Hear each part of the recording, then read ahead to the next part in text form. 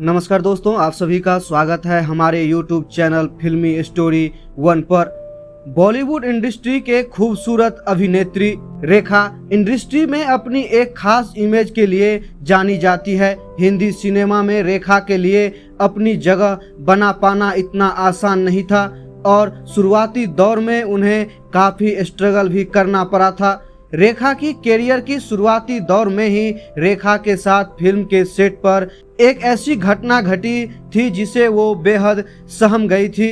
1984 में रेखा ने उत्सव, खून भरी मांग, खिलाड़ियों का खिलाड़ी, कामसूत्र, घर जैसी फिल्मों में कुछ ऐसे बोल्ड किरदार निभाए जिससे फिल्म इंडस्ट्री में सनसनी फैल गई थी।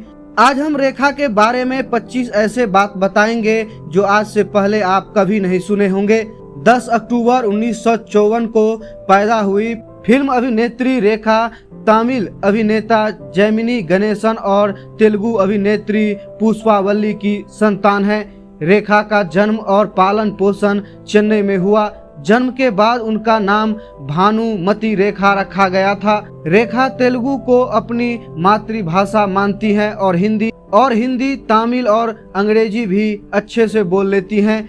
रेखा के जन्म के समय उनके माता पिता की शादी नहीं हुई थी और उनके पिता ने उनके बचपन में ही अपनी संतान के रूप में अस्वीकार कर दिया था। रेखा की अभिनय में कोई रुचि नहीं थी, परंतु बिगड़े हुए आर्थिक हालातों के चक्कर में उन्हें स्कूल छोड़कर एक्टिंग करना पड़ा। रेखा ने 12 साल की उम्र में एक तेलुगु फिल्म से अपने करियर की शुरुआत की, जिसके 3 साल बाद उन्होंने एक कन्नड़ फिल्म से हीरोइन के तौर पर शुरुआत की। रेखा की पहली हिंदी फिल्म अनजाना सफर थी। इसमें उनके साथ विश्वजीत हीरो थे।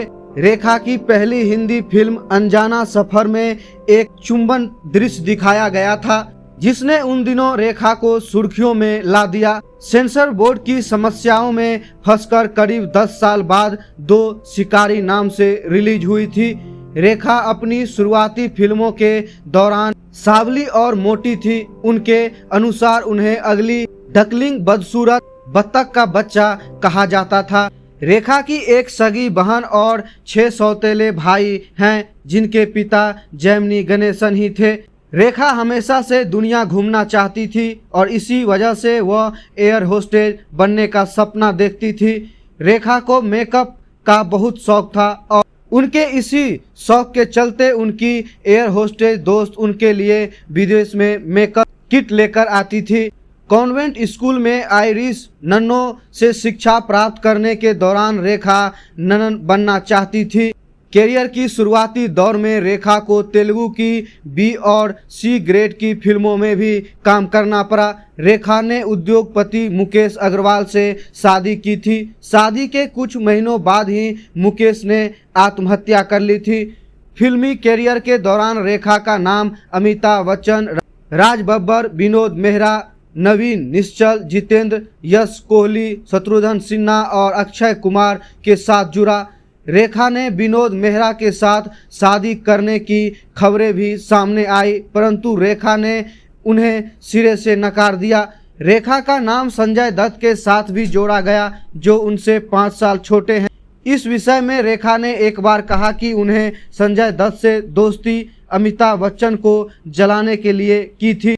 अमिताभ और रेखा एक दूसरे के बेहद करीब रहे। अमिताभ की संगत में रेखा की शख्सियत में गजब के परिवर्तन हुए। वे अपने लुक के प्रति सज्जन हो गए और जिंदगी को देखने का उनका नज़रिया भी बदला।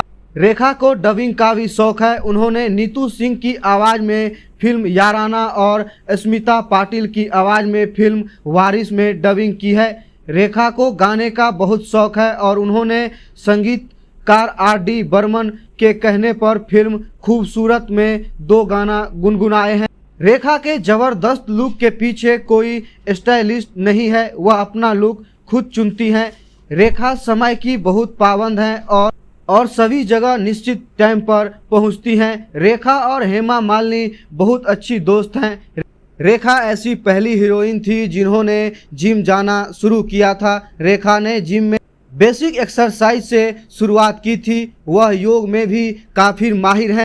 वहीं रेखा पति के मरने के बाद भी मांग में सिंदूर लगाती हैं।